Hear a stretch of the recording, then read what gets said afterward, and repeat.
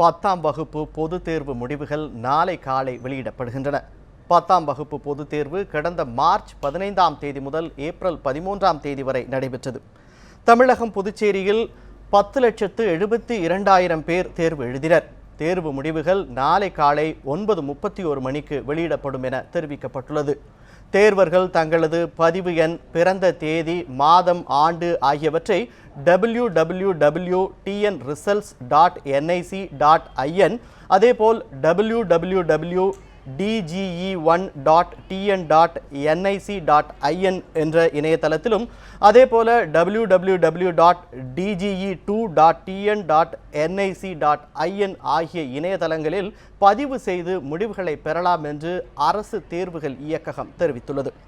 இது தவிர மாவட்ட ஆட்சியர் அலுவலகங்களில் செயல்படும் தேசிய தகவல் மையங்கள், அனைத்து மைய கிளை நூலகங்களில் கட்டணமின்றி தேர்வு முடிவுகளை அறியலாம்.